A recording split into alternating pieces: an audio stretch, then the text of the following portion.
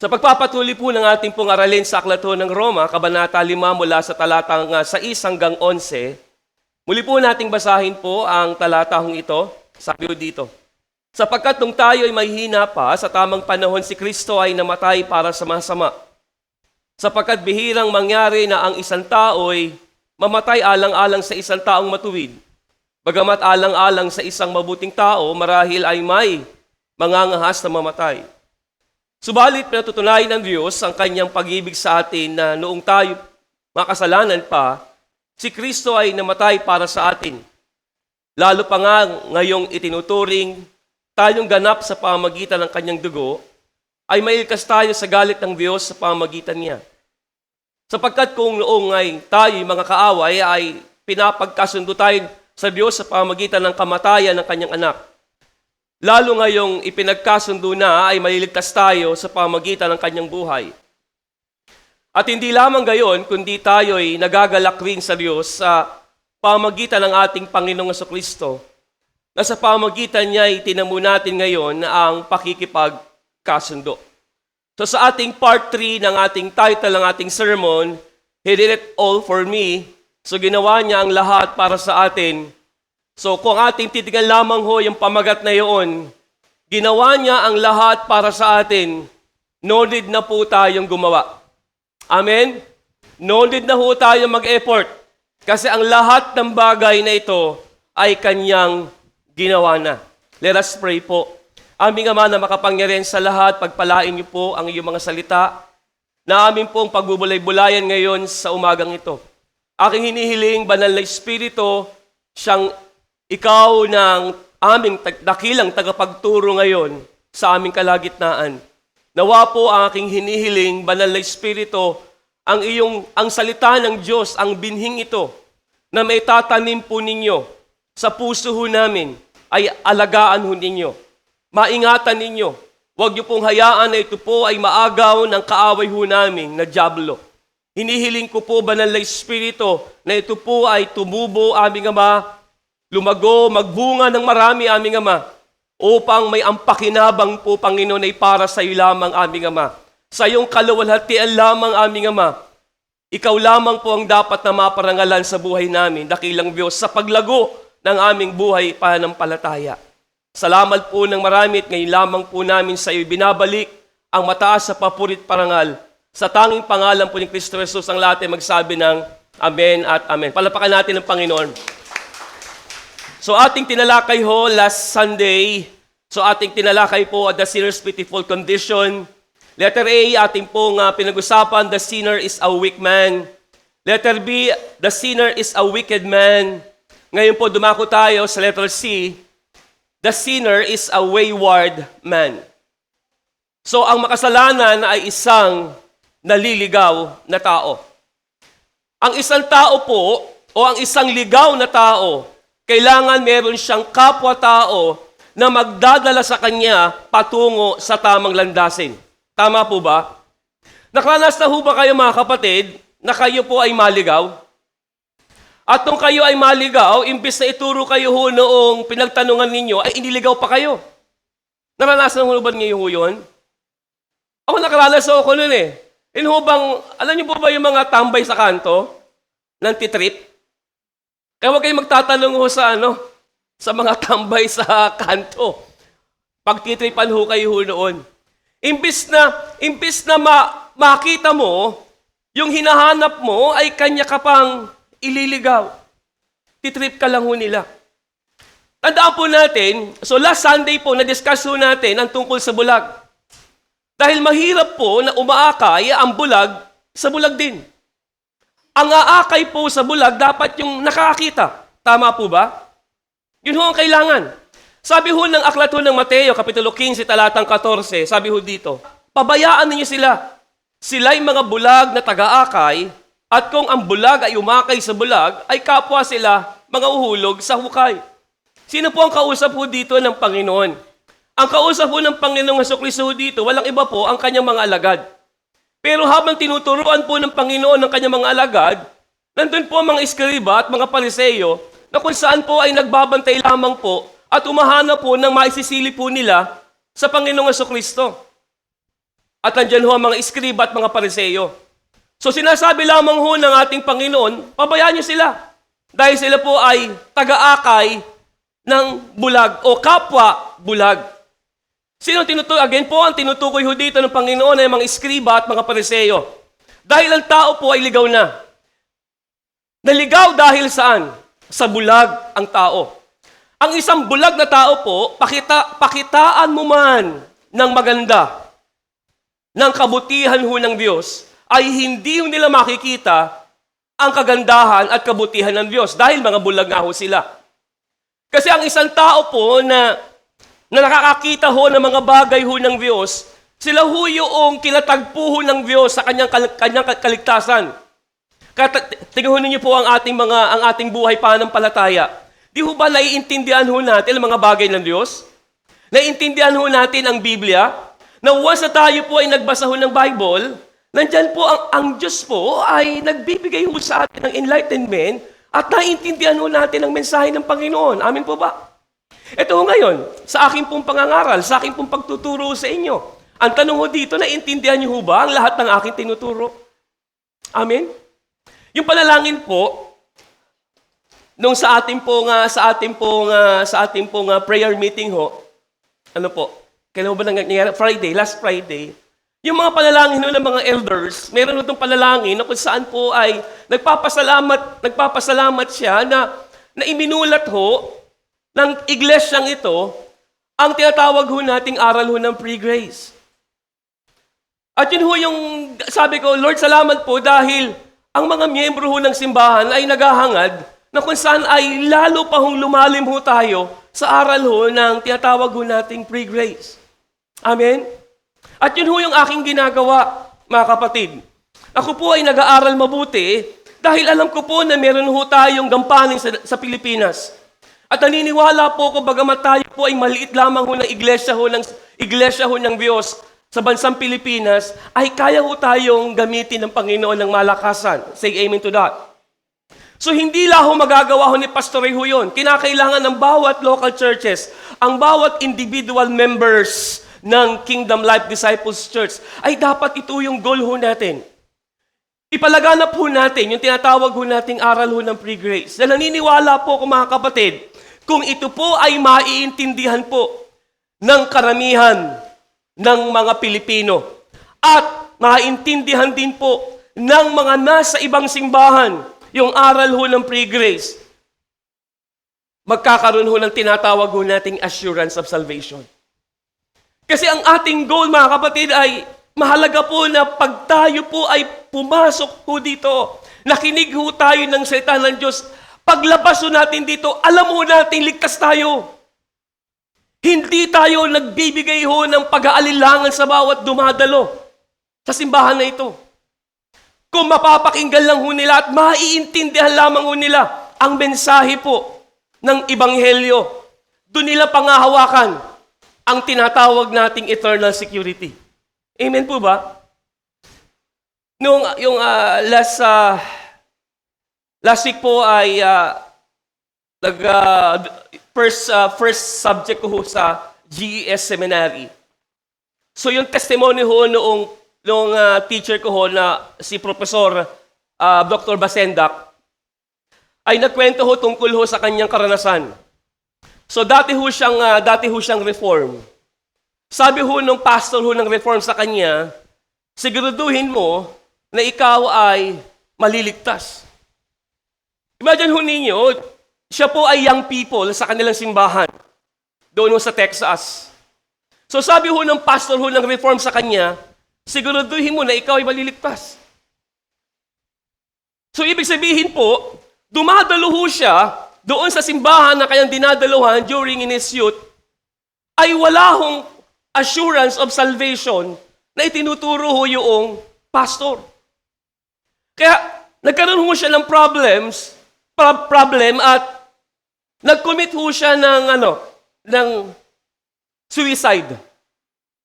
At mabuti na lang ho ay nakilala ho niya si Bob Wilkin, na founder ho ng GES.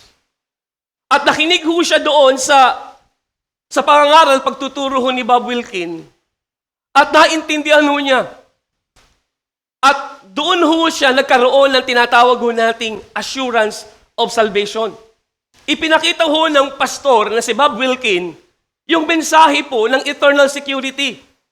At ngayon po, siya po ay guru ho ng paaralan ho na yon. So, ibig sabihin po mga kapatid, eto po tayo po ang KLDC.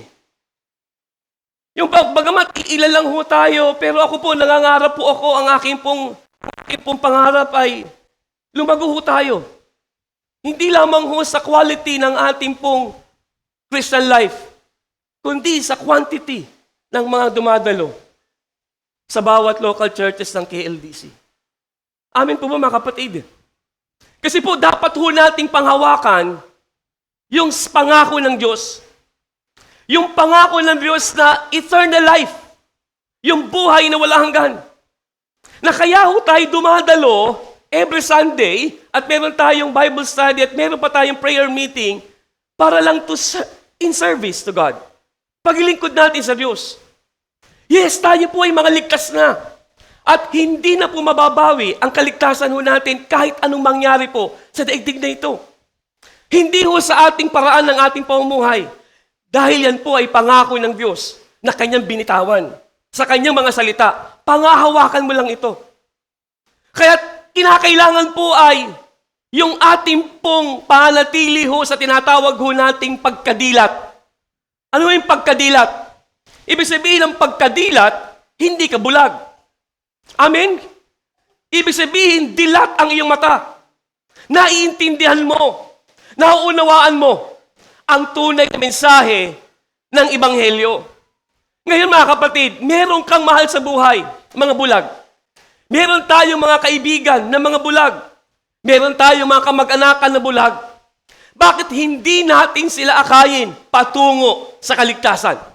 Say amen to that. Iluhod ho natin sa Diyos. Huwag ho nating hayaan na mapanatili sila sa pagkabulag. Gusto kong i-impart sa inyo ang burden na ito. Tandaan po natin, marami ho tayo nakakasalubong. Marami tayo nakakasabay. Papaano sila? Pupunta sila tiyak sa impyerno kung hindi ho nila makikita ang katotohanan ng Ebanghelyo. Amin po ba? Magkaroon ho tayo ng habag. Magkaroon tayo ng awa sa kanila. Dahil ito ho yung gagawin lamang ho ng Diyos ho sa bansang Pilipinas. Inuulit ko mga kapatid, tayo po ang ilaw at asin ng sanlibutan ito. Sabihin mo sa katabi mo, ikaw ang ilaw at asin ng Pilipinas.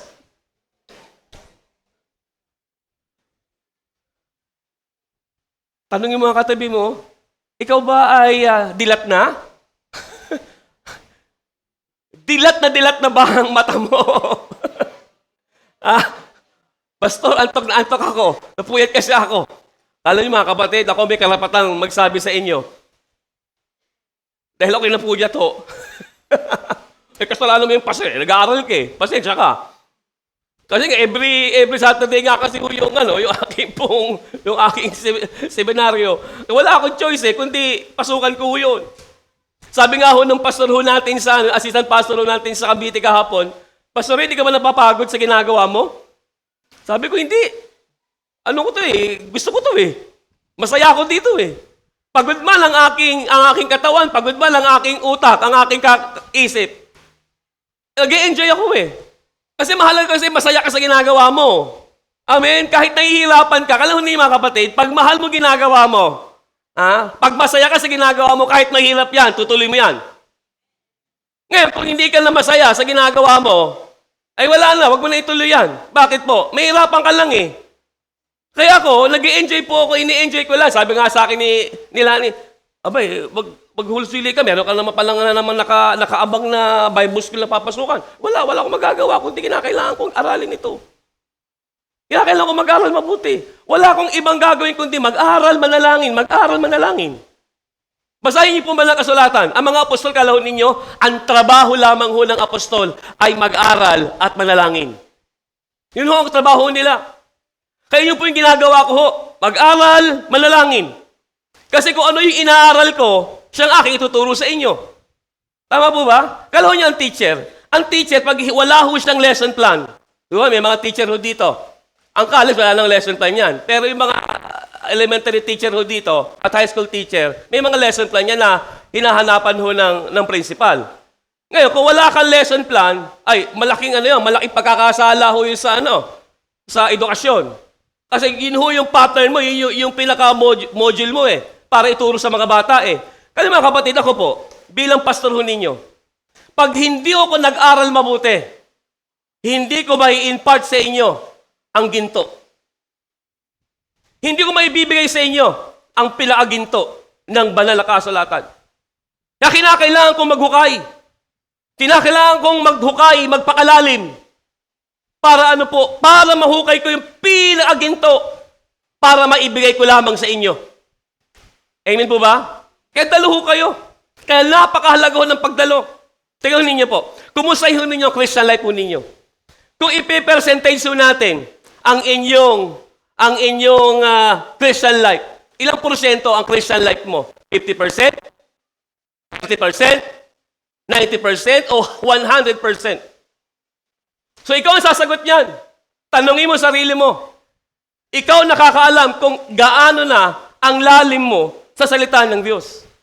Kaya napakahalaga na hindi lamang Sunday ang paikinig. Ano po ba ang paikinig? Yes, pananampalataya, nagbubunga ng pananampalataya. Pero napakahalaga pa rin po, tayo po ay dapat nag-aaral, nagbabasa ng banal na kasulatan. Amen? Tandaan natin, hindi lang tayo ang tao sa Pilipinas. Meron tayong kapwa Pilipino na nagsasabing sila po'y mananampalataya, pero ligaw. Maraming ligaw ho ng mga nananampalataya. Kaya tayo po na nakakakita ng tinatawag ho nating aral ho, ng tinatawag nating pre-grace. Yes, bias po ako ngayon. Ay, ang bias. Why? Kasi pinanggalingan ko na nga ho yung mga dating din Siyempre, sabi nga, sino ba ang may karapatan na magsabi? Siyempre, yung mga nakaranas. Yung tumagal doon. Tumagal ho ako sa aral ho ng Pentecostal. Tumagal ho ako sa aral ng Charismatic. Tumagal ako sa aral ho ng Reform. Dito ko ho nakita ang maliwanag na aral ng tunay na ebanghelyo.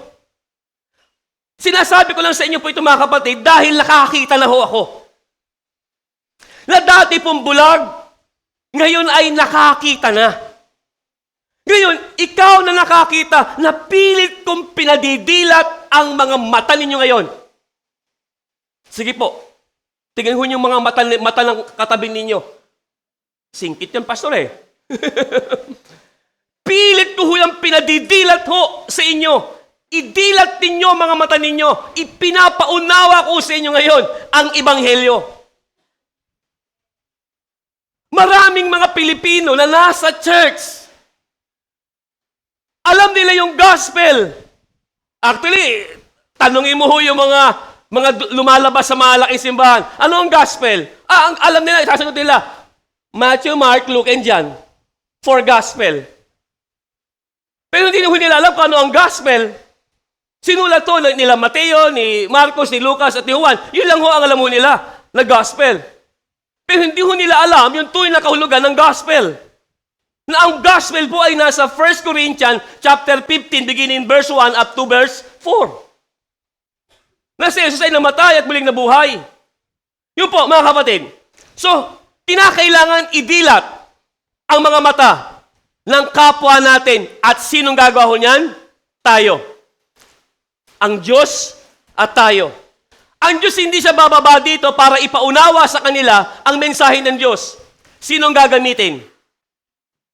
Answer me. Tayong lahat.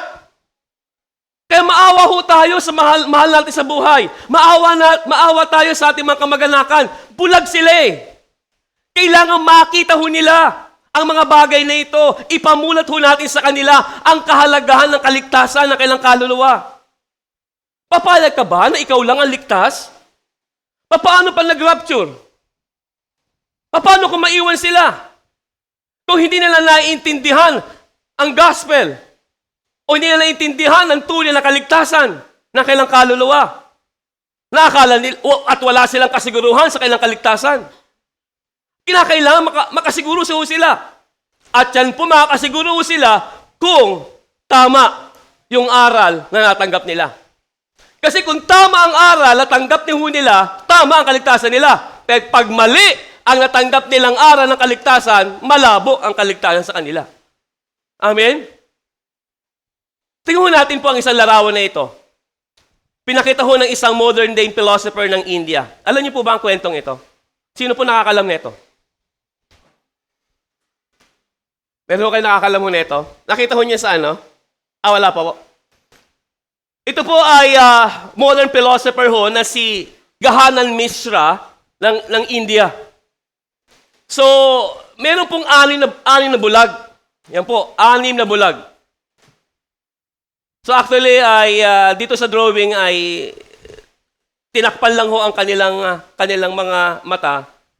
At dinala ho sila sa isang bahagi na kung saan ay naroon ng isang elepante. At ito po ang bulag na ito po, ang mga bulag na ito po ay pina-identify ang bawat bahagi po ng elepante. At yung unang-una po ay nung hinawakan ang kanyang interpretation, yung tusk or yung pangil ng elepante ay ang kanyang nabanggit ay isa siyang sibat. Nung pumunta ho sa tuktok ho yung tao at pinaakapa ho yung bahagi ho ng tenga ho ng elepante, ang nabanggit po ay pamaypay ito, malaking pamaypay. Tapos yung isang bahagi naman sa ibabaho ay kinapaho. Abay ang pagkapa doon sa toes ay isa siyang snake. At yung isang tao naman po, sa bahagi ho ng leg, ang nakapa po ay isang malaking puno. At nung naglagay ho ng stair at pinakapa ho yung body ho ng elepante, isa siyang pader o wall. At doon sa pinaka-buntot bahagi ng elepante, kinapa niya, isa siyang tali. So actually, this is a story ng Blind Man and the Elephant by Gahanan Mishra. Sabi dito, please listen this story from a saint and say in clear words what you understand from this incident. Though we have eyes, we are blind. Though we have ears, we are deaf. And we have nothing to say in the worldly ocean where we are forced to go deep and deep. No, my dear, we are to click where is truth and not to love only. That is the only way to get peace. So ayon sa tula mga kapatid, paano daw matatagpuan ang katotohanan? Dahil sila po ay mga bulag. Sila po ay mga bingi. Ano ang laban ng bulag? Ano ang laban ho ng bingi? Sila po ay mga tinatawag ho nating merong damdamin na self-pity. Sila ho yung mga tao pong naaawa sa kanilang mga sarili. Na dahil sila po ay mga bulag. Paano mararamdaman daw na mahalaga sila sa mundong ito? Ang sagot po sa kwentong yan ay pagmamahal. Love. So inialaraw ko lang ho sa inyo mga kapatid, ang mga tao po na bulag, bingi, sila po ay mga taong merong self-pity, na naawa sa kanilang sarili, na kinakailangan na maramdaman nila ang pagmamahal. Kaya ho yung sagot doon sa elepanting yun, mga kapatid, yung mga bulag na yun, papaano maipaparamdam sa kanila ang katotohanan. Ang solusyon noong yung modern philosopher na yun ay pagmamahal. Naalala po ba niyo si Helen Keller? Si po nakakaalala na tinuro ko ho dito, yung bahagi ho, si Helen Keller. Sino po nakakaalala? Meron po? Si Ma'am Baby. Di ba yung kwento ho ni Helen Keller? Siya po ay 9 months old po siya po ay nagkaroon ho ng sakit at siya po ay nabulag bingi, at siya ay napipi. Ibig sabihin, 9 months old pa lamang po ay yun ho ang kanyang buhay. Imagine ho ninyo mga kapatid, yun ho yung kaawa-awa at kahabag-habag na bata pa lang, 9 months old pa lang, bulag, pipi at bingi. Sila ho yung mga tao na kung saan ay nakakahabag sa daigdig na ito. Ngayon, paano ho siya nabuhay? In fact, nabuhay ho siya, I think, 78 years ho ang kanyang naging buhay sa daigdig na ito. Alam niyo po ba, namatay na ho ang kanyang parents, pero merong isang naawa na tao na naging kamay niya, naging mata niya, naging bibig niya.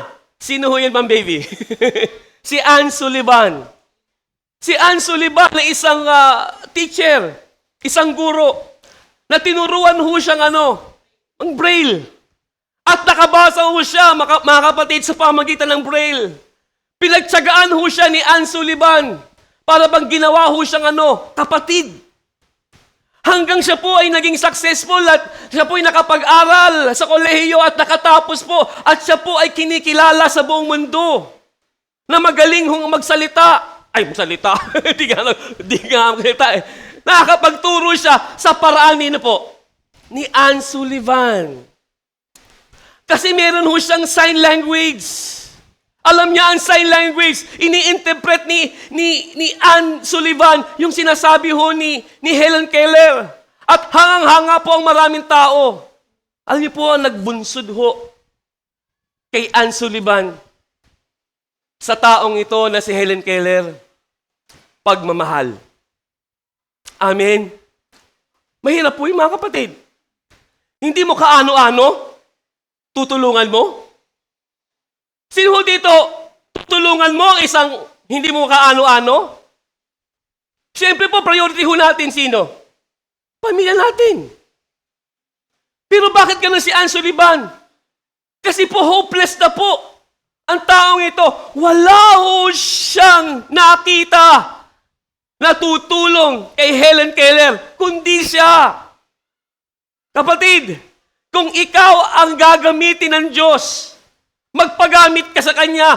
Kung merong isang tao na gustong abutin ng Diyos at hindi maabot ng Diyos, ang kailangan ikaw mismo ang gagamitin ng Diyos. Bakit hindi ka mag-say yes sa Lord? Lord, here I am, send me. Like Prophet Isaiah. Ano sabi niya? Here I am, Lord, send me. Kaibigan, kapatid, maraming bulag sa daigdig na ito. Sino ang gagamitin para sila'y makakita? Sino ang gagamitin para maramdaman nila ang God's love? Ang pag-ibig ng Diyos. Ikaw mismo ang gagamitin ng Diyos para maipahayag sa Kanya ang pag-ibig. Amen po ba, mga kapatid? Kaya ang Panginoong Yesus po ang nagdala sa atin sa tamang landasin. Tama ang tula. Hindi natin makikita at maririnig ang solusyon ng Diyos ay pag-ibig, pagmamahal. Napakahalaga ng pagmamahal. Napakahalaga ng pag-ibig. Actually, this is the new commandment of our Lord Jesus Christ. Ano ang new commandment ng Lord? Love one another. Mag-ibigan kayo sa bawat isa. Ito ang bagong utos. Bakit po? Pag meron ho tayong love one another, sabi ng Bible, totoo na makikilala ho tayong mga alagad ni Kristo. Amen po ba, mga kapatid? Kaya yung katabi mong yan, meron kang pananagutan dyan. Amen? Wala ko, pastor, wala akong katabi. Abay mag-pray ka na meron kang katabi. Amen? Alam ho ninyo, mga kapatid, yung bakanting upuan, yan ay para sa pinagpipray mo na gusto mong iwin para kay Kristo. Amen? Amen, mga kapatid? Ipag-pray mo na gamitin ka ng Diyos. Yun nga lang ang kinakailangan, maramdaman mo ang love. Maramdaman mo ang pag-ibig ng Diyos. Hanggat hindi mo nararamdaman ang pag-ibig ng Diyos, hindi mo may papadama ang pag-ibig ng Diyos sa kapwa-tao mo. Ikaw na mismo ang unang-una na maranasan mo ang pag-ibig ng Diyos at nakaranas ka na. Hello, nakaranas ka na ba? Parang ilan lang. Nakaranas na mo ba kayo ng pag-ibig ng Diyos? Aba, kung nakaranas ka na ng pag-ibig ng Diyos, i-share mo ang God's love.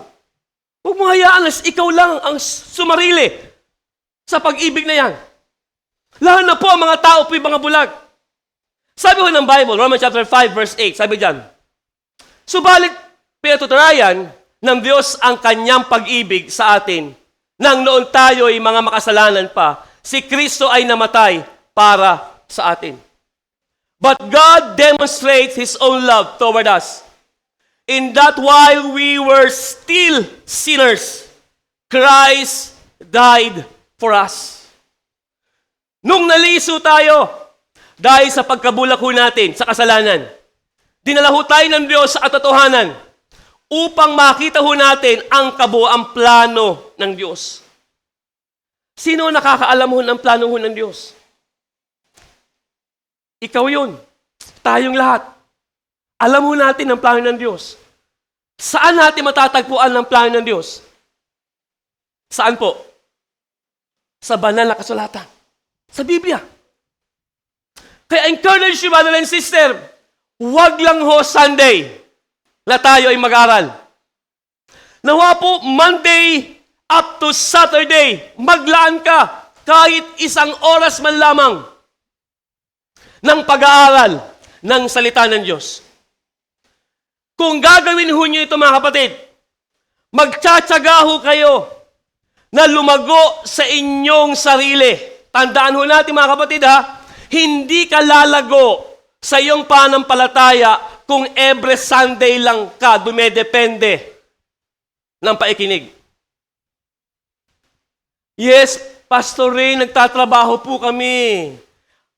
How many hours po ang working ninyo? 8 hours. Tama po ba? Meron pa ho kayong natitira. Ilan po natitira ho sa inyo? 16. Tama? Ngayon, eto po mga kapatid.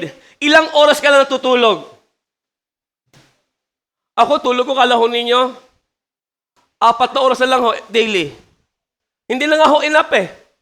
Wala na ho, hindi na enough po yung sleep ko. 8 hours. Dapat kasi ang tulog ho natin at least 7 to 8 hours a day. Eh, Pastor, tumatanda ka na kasi. Hindi. May kilala nga po, matanda na. Sobra tulog eh. Hindi nga po. Meron talagang pinagkalooban talaga ho ng gift of sleeping. Di ba talaga. Yung bang masandal ay hilik. Ang tawag dyan? Makamasa. Diba? Yun ba? Nakakaingit to yung mga kapatid. Aha. Ako, ingit nga ako sa apo ko eh. Si Lexi. Abay, pag nakasandal, hilik eh. Eh ako po, gumagawa pa ako ng tulog eh. Sabi nga ho ng nanay ko, nagkasakit kasi ako ng ang tawag ko doon? Ano ba yung hindi na nakakatulog? Insomnia. Ako noon na insomnia. Madyo ho ninyo, 3 araw ko hindi natutulog. Pastor na ho ko noon, mga kapatid. At naawa sa akin ng nanay ko. Pinag-pray over ako ng nanay ko. Kita ko ho yung magulang ba, yung ina, sa anak. Kasi nga po, na ho yung mata ko. Malilit pa ho yung mga anak ko. Si Rainbow saka si Gina. Kulay na po to? Itim na po. Di talang makatulog. Di pumunta ako dyan sa Alabang Med. Alam niyo po ba yung doktor na pilantod? Sino yan? Matandang doktor rin eh. Sino nakakapal sa Alabang Med? Dr. C. Tama si Dr. C. Buhay pa ho ba yun? Andiyan pa lang sa Alabang Med. Pinagalitan ho ko nun. Madaling araw po, sinugod ho ko ng nanay ko. Pastor na ho ko nun ha. Pastor na ho ko nun. Palilit pa yung mga bata. Sabi sa akin ni Dr. C, bakit di ka makatulog? Ewan ko ho, Dok eh. Ano ba trabaho mo? Pastor po ako eh. Aba, pastor ka pa man din? Ba't di ka makatulog? Ang alam ko sa pastor, may kapayapaan. At doon ho ako doon ho ako parang natauhan ako, o nga Eh, kasi ho noon, bago nangyari ho yun, natrangkaso po ako. Natrangkaso po ako ng ilang 5 araw ata ako natrangkaso. After ho ng trangkaso, yun ho yung ewan ko, baka yung nasobrahan ako sa kakainom ho ng yung ano ba yun? Biogesic? Na-overdose po ako. Mahal siguro yung resulta nung side effect ko nung kasi every 4 hours ako na umiinom eh. Kahit hindi na ako nilalagnat, umiinom pa rin ako. 5 araw, mga kapatid. After ho nun, di ako nakatulog ho ng 3 araw. Kaya ho nun si Dr. C, pinagalitan ako. Dun ho ako, sabi ko, nga Lord, no. Binigyan ako ng sleeping tablet. Dun ako nakatulog. Pero after ho ng sleeping tablet, wala na. Balik ka naman po sa normal. Ganun naman po, di ako makatulog. Doon ako praise sa Lord. Sabi ko, Lord, tulungan po ninyo ako. Pastor pa man din po ako. Pero alam ko po, may kapayapaan po ako sa iyo. Lord, ayoko pong iinom lagi ho ng sleeping tablet. Naniniwala po ako, patutulugin ho ninyo ako. Akala ho ninyo po, nung nag-pray ho ako noon, ba nakatulog ho ako? Purihin po ang Panginoon. Alam ho ninyo po, mga kapatid. No, tama ko si Pastor Manny, no, yung panalangin, no? Ma'am Baby, no? Yung panalangin eh. Yung ba? Yung pag tumawag ka lang sa Kanya. Kasi ho naman pa, hindi nakapokus sa akin yung sleeping. Ang nasa isipan ko lang, hindi ako makatulog eh. Marahil, ito yung gusto ng Diyos, mag-pray ako. Hindi, nag-pray na lang ako. Alam mo na yung mga kapatid, kung hindi ka makatulog, magdasal ka na lang. Para ipakinabang yung hindi mo pagkakatulog. Kung hindi ka makatulog, magbasa ka na ng Bible. Amen? O makakatulog ka. Sabi nila, pag nabasa ka ng Bible, ginagawa tawag ito, sleeping tablet ang Bible eh. Sa akin, hindi dapat ganun. Wag naman po. Amen? Magbasa ka ng Bible, mag-aral ka ng salita ng Diyos, kung hindi ka makatulog, ibig sabihin yan, binibigyan ka ng chance ng Lord na manalangin sa Kanya. Amen? Binibigyan ka ng Diyos na mag-aral ka ng salita ng Diyos. Amen po ba? Kasi gusto mong makakita eh. Ikaw ay bulag, gusto mong unti-unti. Tandaan natin, kahit na tayo po ay Christian na, tayo po ay mahal ng palataya na, kinakailangan pang unti-unti pa rin ho natin ididilat ang ating mga mata upang maintindahan natin ang buong plano ng Diyos. Amen. Kaya ako nakiintindihan ko lahat ng plano ng Diyos eh. Ngayon, kung naiintindihan ko ang plano ng Diyos, yan po ini-impart ko sa inyo. Yan po ang tinuturo ko sa inyo. Ito pong elepante, hindi nakikita ho nung 6 na bulag na elepante pala ang kanilang hinihipo. Kaya ho noong tinanggal ho yung kanilang pagka-blindfold, nakita nila, ay, elepante pala. Ibig sabihin mga kapatid, kahit ang isang Christian, nagbabasa ka ng Biblia, pero hindi mo nakikita ang tunay na kahulugan ng talata, bulag ka pa rin. Nandiyan pa ho ba kayo mga kapatid? Kaya kinakailangan makakita ka. Kinakailangan makita mo elepante. Hindi mo dapat makita ang rope, hindi mo dapat makita ang spear, hindi mo kailangan makita ang wall, ang tree.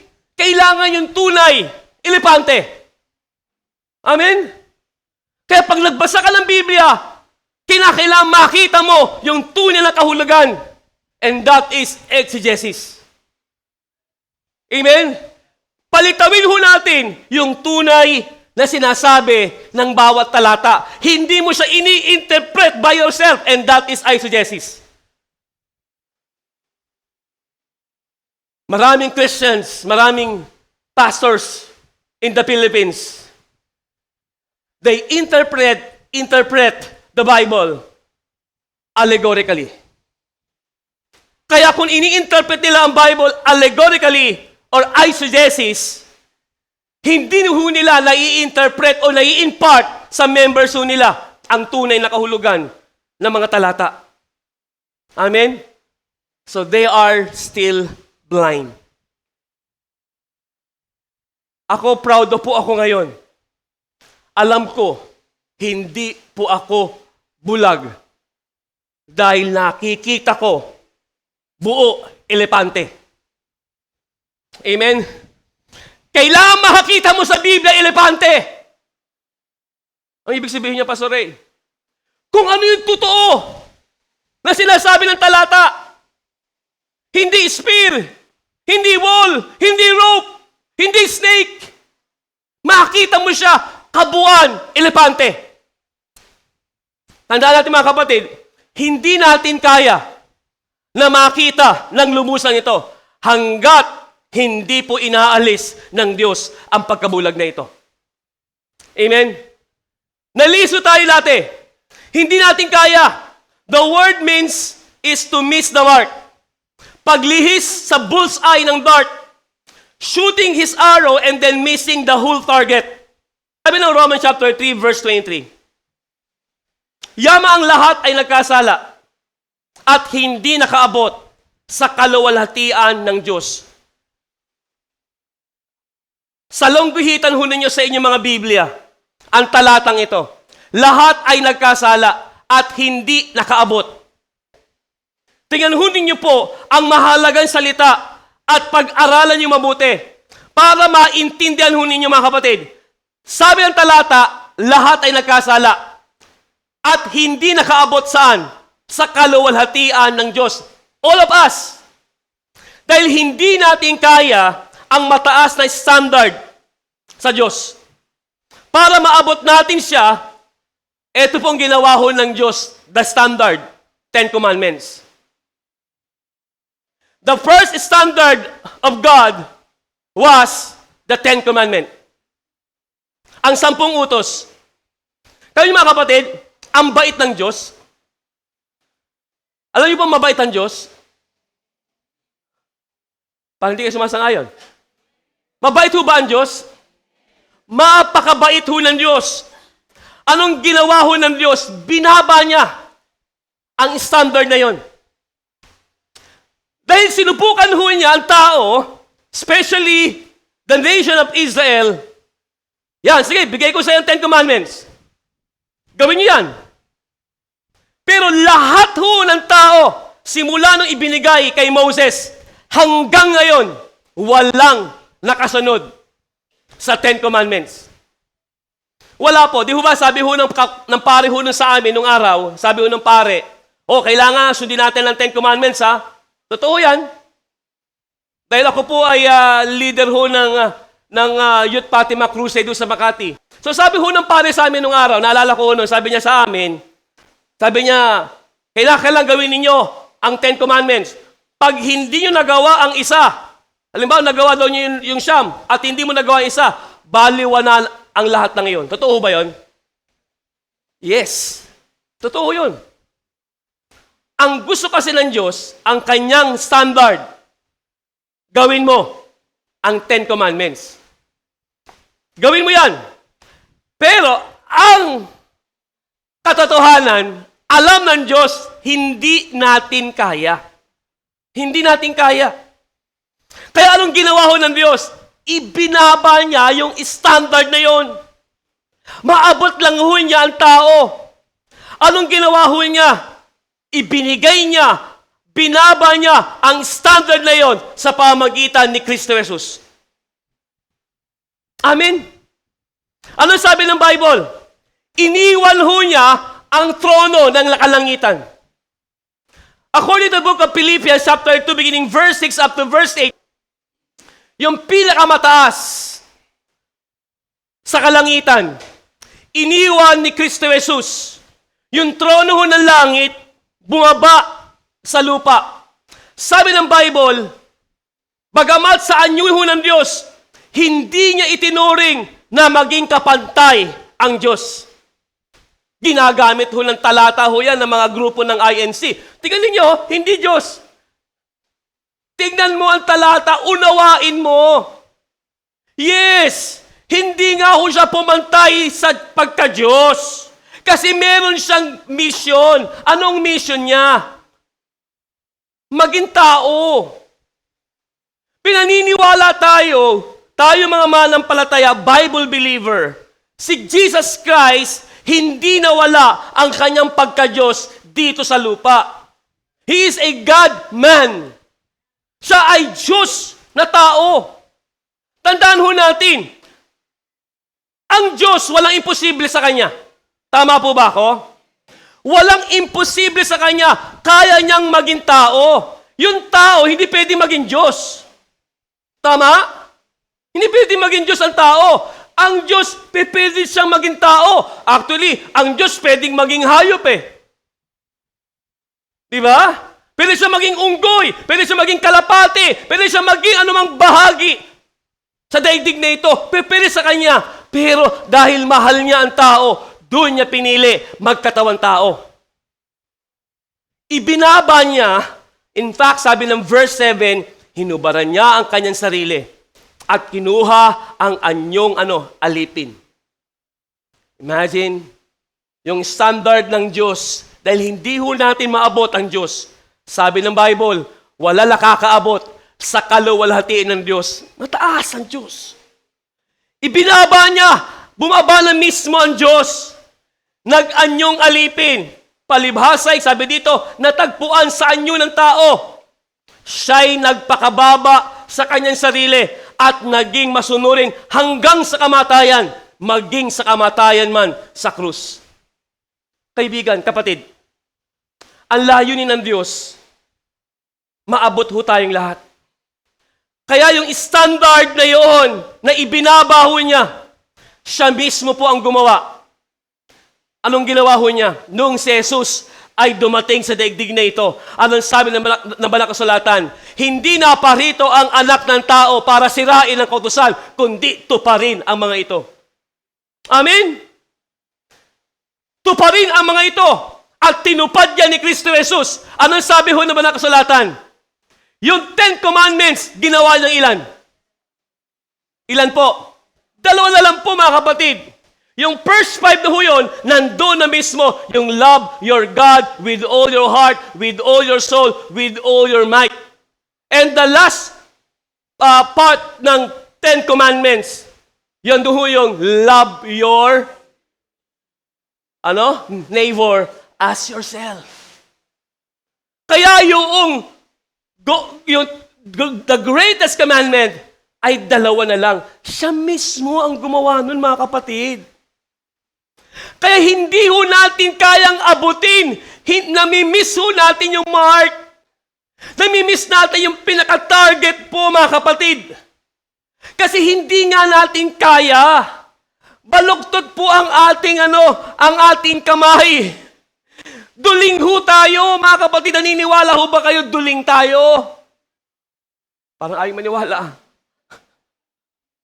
Sa totoo lang, mga kapatid, duling tayo. Hindi natin kayang i-bullseye. Ang dami nating ginagamit. So man always misses the mark. Hindi natin pwede ipamukha sa Diyos ang mabubuting gawa ho natin. Dahil sabi ng Bible, yan po isang maruming basahan lamang po. Hindi natin pwedeng gamitin ang sarili ho nating mga darts. Yan. Hindi natin pwede. Lord, this is my dart. Good work. Lord, this is my dart. Papasok ako sa relihiyon na ito. This is my dart. No. Lord, nag-sacrifice po ako. No. Hindi natin kaya. Still, we miss the mark. Hindi natin mapipinpoint yung tinatawag natin pinaka-target ng gusto ng Diyos. So, ito ho pinag-aralan ko mabuti. So, binigyan ko siya ng pamagat doon sa Luke chapter 10, verse 25 up to verse 37, yung the parables of Good Samaritan. Gusto ko lang i-share sa inyo po yung mga nakikita ko sa talatang yon na nakabase ho sa tinatawag nating pre-grace doctrine. So, binigyan ko siyang pamagat, wrong belief. Maling paniniwala para sa eternal life. Yun po yung binigyan ko ho.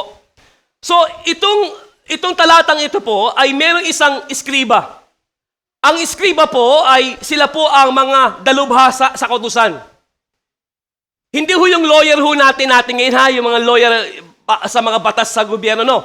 Ang iskriba ho nung araw sa bansang Israel ay sila po ay lawyer sa tinatawag ho natin na batas ni Moses. Doon ho sila magaling. So itong eskribang ito, dahil dalubhasa siya sa kautusan at tingin niya sa kanyang sarili, dahil dalubhasa siya, nagagawa niya ang kautusan. So ipinagmamalaki ho niya kay Kristo Jesus, sabi niya, natanong niya, ano bang maaari ko para ako ay magkamit ng buhay na walang hanggan? Pero alam ni Kristo Jesus, dalubhasa to, iskriba yung lumapit sa kanya. Ano sabi ng Panginoon? Nagagawa mo ba ang mga ito? Opo, nagagawa ko po yan. Eto lang ho yan, mga kapatid. Anong tingin ho ng iskriba? Ang tingin ho ng iskriba niya sa kanyang sarili, siya po ay legalistic. Ang ibig sabihin po ng legalistic po, nakabase ho siya sa tinatawag ho nating aral noong Judaismo. Dahil ang reliyon ho nila ho nung araw, at hanggang ngayon naman po, religion ho ng Israel ay Judaism, yun ang kailang pinangahawakan. So, ibig sabihin, nasa reliyon ho ng Judaismo ang iskribang ito. Talahon ninyo, nung sinabi ni Kristo, mahal mo ba ang Panginoong Diyos mo ng buong puso, buong kaluluwa mo? Ano sagot ng iskriba? Ay, opo, mahal ko po ang Panginoon. Tandaan ho natin, madaling sabihin na mahal ko ang Diyos. Palagay hubin nyo? Madaling sabihin na mahal ko ang Diyos. Marami nagsasabi, kahit hindi ho sila mananampalataya, mahal nila ang Diyos. Pero ang mahirap sabihin ay yung mahal mo ang kapwa mo. Tama po ba ako, mga kapatid? May logic ho ba? Again, madaling sabihin na mahal ko ang Diyos kasi hindi mo nakikita ang Diyos. Hindi mo papatunayan sa kapwa mo na mahal mo ang Diyos. Ikaw lang nakakaalam nun. Tama po ba? Kaya madaling sabihin na mahal mo ang Diyos. Ang mahirap ay sabihin mo, mahal mo ang kapwa mo. Tama po ba? Kasi ang kapwa-tao, ang hirap magpatawad. Yung pang humingi ka ng tawad sa kapwa mo na nakagawa ka ng kasalanan, anong tingin sa'yo? Hindi pa rin nawawala yung ginawa mong masama sa kanya. Ano nakalagay sa kanyang isipan? Naka-trademark na sa isipan niya, magagawa mo pa rin ulit yun sa kanya. Ang tanong, mamahalin mo ba ang kapwa mo kung paulit-ulit na ginagawa sa'yo yung masama? Answer me. Di po ba mahirap? Tama po ba? Sino may kaaway dito? Siyempre, hindi ka magtataas ng kamay. Ha? Ngayon, kung may kaaway ka, kaya mo bang mahalin yung kaaway mo? Di ba ang hirap? Pero kaya mo sabihin, mahal ko ang Diyos. Tama po ba? Natinguhin niyo mahal na araw. Oh, ang dami nagmamahal sa Diyos. Kaya nga mahal na araw eh. So, paano pa sila nagmamahal sa Diyos? Pagpasan nila ng krus, pagpapako doon sa krus, pagpipinitensya. Pero tingnan ho ninyo yung mga tao gumagawa ho noon. Sino-sino ho sila? Aba, yung mga tambay sa kanto, may nginom. At minsan, pagkatapos ng kanilang sakripisyo, after na nagtotomaan na sila, at minsan po nag-aaway na sila. Pero sinasabi nila, mahal nila ang Diyos. Kaya madali sabihin, mahal ko ang Diyos. Ang kapwa ko hindi ko makaya mahalin. Katingin niyo si Kristo, anong ginawa ho niya? Nung napansin niya, okay, mahal mo ang Diyos o sige, mahal mo ba kapwa mo? Anong sagutan nung iskriba? Sino ang kapwa ko? Basahin niyo yung Bible. Sino ang kapwa ko? Kaya ho siya, agad ho niya, ipinasok ni Kristo ang parables of a good Samaritan. At mapapansin ho ninyo mga kapatid dito, ano yung kwento ho ng parables ho ng Good Samaritan? Di ba meron pong isang tao, sinaktan ho ng mga tulisan, at yung tao pong yun ay nakasaan? Nasaan ho siya? Nasa kalsada. Tapos po, ayon sa kwento po ng Panginoong Yesus, dumating po ang isang pare. At yung paring yung pong yun ay hindi man lamang hinawakan ho yung sugatan na tao. Pero siya po ay pare. Iniwasan niya. Tuloy-tuloy siya. At pangalawa, sino ho yung dumating? Dumaan? Isa hong Levita. Pinansin ho ba yung na nasa kalsada? Nasugatan? Hindi. Ano mapapansin niyo doon? Ano ho yung dalawang uring taong na dumaan doon sa nangangailangan ng tulong? Ano ho sila? Sila po, yes, meron po, tao po ng simbahan. Tingnan po, tao ng simbahan. Yung iskriba, naniniwala saan? Saan naniniwala? Dahil yung iskriba, legalistic eh. Saan naniniwala? Sa Judaismo. Kaya ang agad-kaagad ng Panginoong Jesus sabi niya, sino ang mahal ba kapwa mo? Sino ang kapwa ko? Pinakita niya rin doon, yung pagiging legalistic mo, hindi mo mamamahal ang kapwa mo. Kasi tangan-tangan mo ang religion mo. Nakuha niya mga kapatid, makinig ko kayo mabuti para maintindihan ho ninyo. Ano yung huli na dumaan? Samaritano. Ano ba Samaritano? Ang Samaritano ay half Jew, half Gentile. Ika nga, sila po ay mistiso. Hindi puro.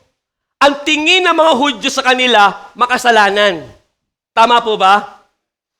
Yung aking pong hipag, may yung alaga ho na, anong ibon, Jelion? Yung Alps. Si Badalbong, tingin ko may nag-aalaga ka naman. Meron siyang 3 inakay.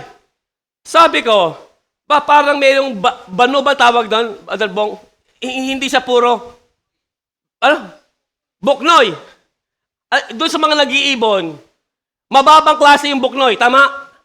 Kinakailangan pure. Kung ano yung magulang, dapat din lumabas. Ang problema, may lumabas, buknoy. Kasi yung ibon, dilaw, at saka, puti, blue. Dapat lumabas mismo yung kulay ho ng parent, para pure. Ang problema, lumabas ay buknoy. Sabi nung hipag ko, Pastor, maganda po ito. Hindi, buknoy yan. Mababang klaseng ibon yan. Kasi ang mahalaga dyan, yung pure mismo. Kung ano yung magulang, dapat ganun lumabas. Ganun ba? Kaya mababang klase yan. Dito tayo sa Samaritano. Ang tingin ho ng Hudyo sa Samaritano, buknoy. Tingnan niyo Kahit na buknoy, pero marunong makipagkapwa. Nakuha ninyo mga kapatid. Alam niyo ho ba, minsan ginagamit natin ang Good Samaritan sa kapwa-tao natin? Mali eh. Alam niyo ba ang Good Samaritan, ang tinutukoy ho doon si Kristo? Si Christ. Anong ginawa ho niya? Siya ang Good Samaritan.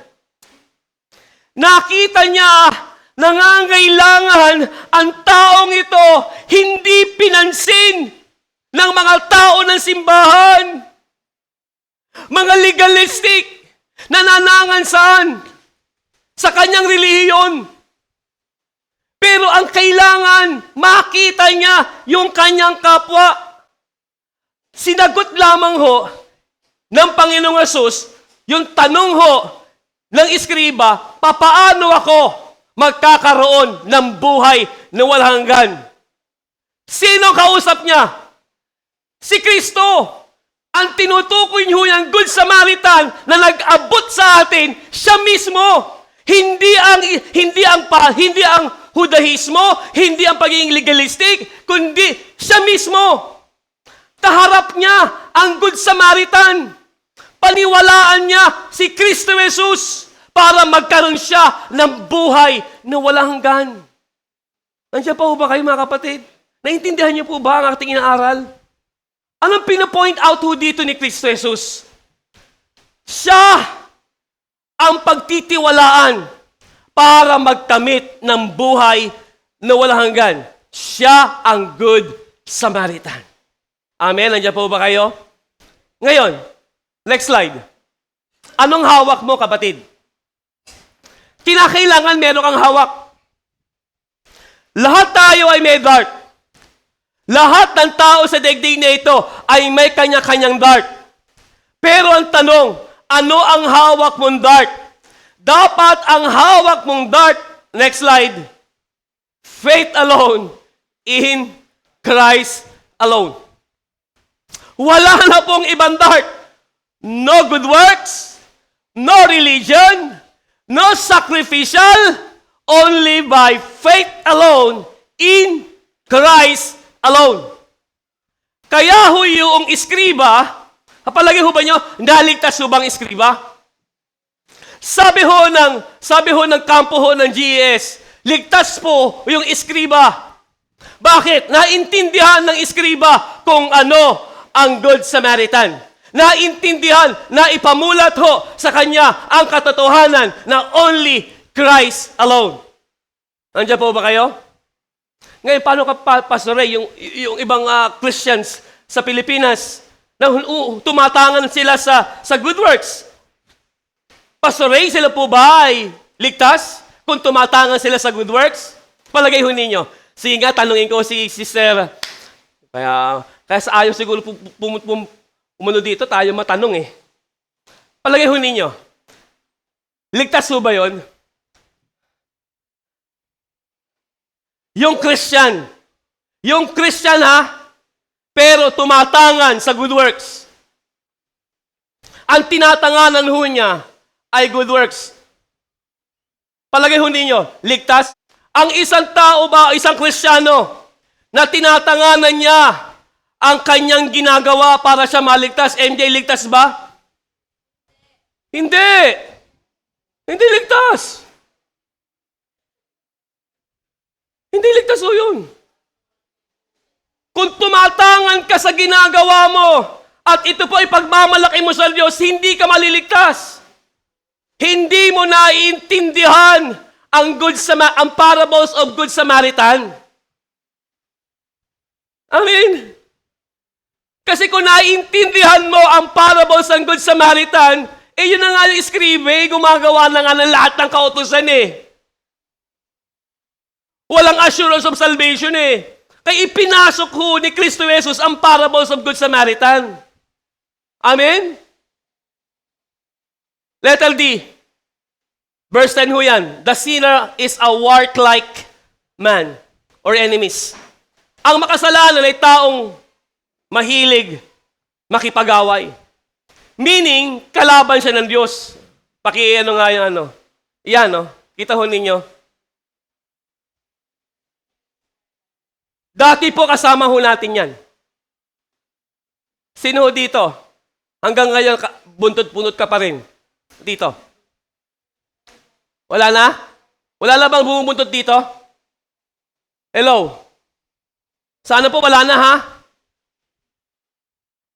Dati po ay tangan-tangan ho tayo nitong demonyong ito. Siya po si Lucifer. Actually, Lucifer is a good name. Naniniwala ho ba kayo? Lucifer is a good name. Pinasama lang ho ni Lucifer ang kanyang kahalagayan dahil pinili ho niya na maging katulad ng Diyos. At anong ginawa ho ni Lucifer? Still, hindi nagbago ang kanyang paniniwala. Gusto niya maging Diyos. Kasi si Lucifer, pag may pinili ho siya, ang demonyo, kala niyo ang evil spirit, pag may ginusuho sila, hindi nagbabago yon. Kaya wala ho silang pag-isisi. Kaya yung pagkakapili ho kay Lucifer, one of the great archangel sa heaven, hindi nagkamali ang Diyos eh. Hindi nagkamali ang Diyos. Si Lucifer ang nagkamali. Nagkamali si Lucifer dahil pinili niya na pumantay sa Diyos. At yun ang kanyang pagkakamali.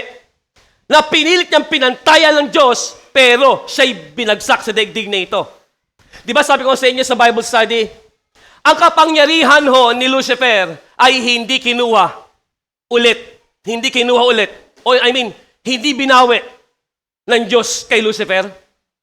Kaya hanggang ngayon po ay meron siyang kapangyarihan. At may kapangyarihan niya to deceive all people. Yan ang kanyang kapangyarihan. Kaya nung tayo po ay nagkasala, tayo po ay nag-transfer sa kampo niya. Na dati nasa kampo tayo ng Diyos, pinili natin ang kampo niya. Sa paraan lang ng ano? Sa paraan lang ng isang bunga. Isang bunga na nagpahamak sa habang panahon sa daigdig na ito. Kaya salamat. Yung first Adam na nagbigay sa atin ng Adam nature, yung sin nature, si Lord ang last Adam. Ang huling Adan na pagtitiwalaan ho natin para maglagay ho sa atin ng tinatawag nating mabuting kalikasan. Amen? Kaya ngayon ho naiintindihan ho natin ang Bible. Ngayon pag-usapan natin, before we are an enemy of God. The word means an adversary. Basically what the Bible is telling us in that when we are lost, we are in the devil's camp. Nasa panig tayo dati ng demonyo. Kung kakampi natin ang dyablo, anong gagawin mo? Gagawin mo lahat ng gusto ng dyablo. Based on John chapter 8 verse 44, anong sabi ho ng Panginoon doon sa mga Israelita? Kayo'y mula sa inyong amang dyablo. At ang nais ninyong gawin ay ang kagustuhan ng inyong ama. Siya'y isang mamamatay tao, buhat pa sa simula, at hindi ninindigan sa katotohanan sapagkat walang katotohanan sa kanya. Why? Siya'y ama ng kasinungalingan. Simula lang tayo ay pumanig sa demonyo, kalaban tayo ng Diyos. We are opposed to God, and we are the enemy of God. Pero, for God so loved the world that He gave His only begotten Son, that whoever believes in Him should not perish, but have an everlasting life. Brother and sister, ang kabutihan ng Diyos, yung pag-ibig ng Diyos, kinuha tayo mula sa kalaban natin patungo sa kanyang kampo para tayo po ay mapabilang sa kanya. Say amen to that. Ngayon, ito po. Magtatanong po ako ngayon sa inyo. Sa palagay po ba ninyo, galit ang Diyos sa mga LGBTQ+ group? Ano ba LGBTQ+? Sila ho yung mga tinatawag ho nating lesbian, gay, mga transgender, at meron pa po. Sa palagay ho ba ninyo mga kapatid, pag sila po ay sumampalataya, pero sila po ay nagpapatuloy sa pagiging bakla at tomboy nila, sila po ba ay ligtas? Gusto kong palalimin ho sa inyo ngayon ang aral na ito. Gusto ko ipakita sa inyo. Ito po si Kristo Jesus ay namatay para sa lahat ng tao. He died for all men. Lahat. Namatay siya.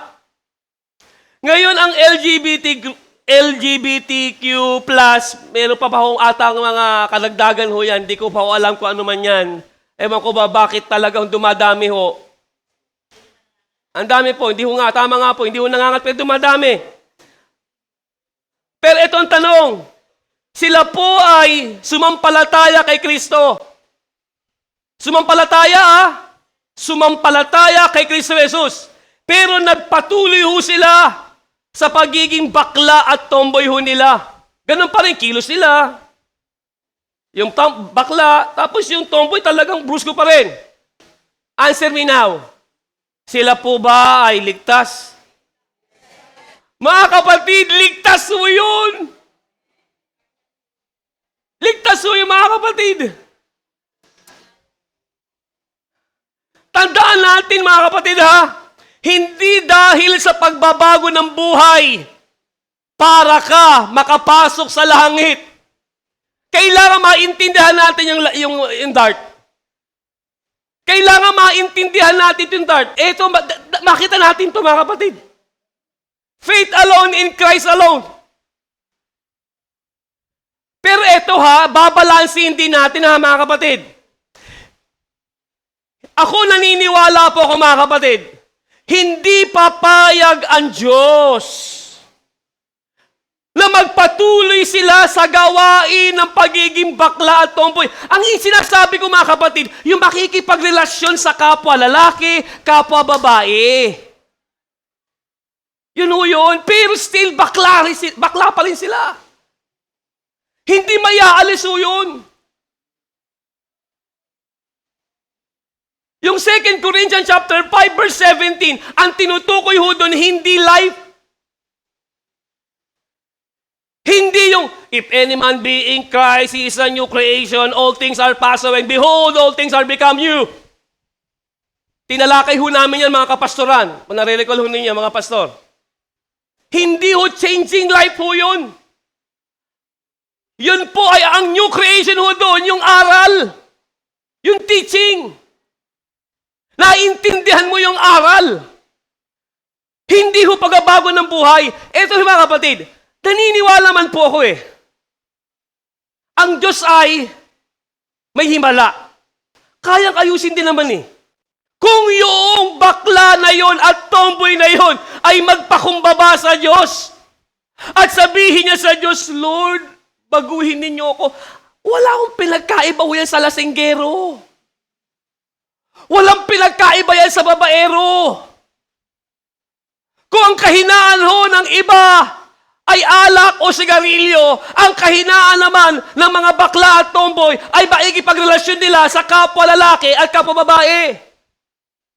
And that is struggle lang sa kanilang Christian life.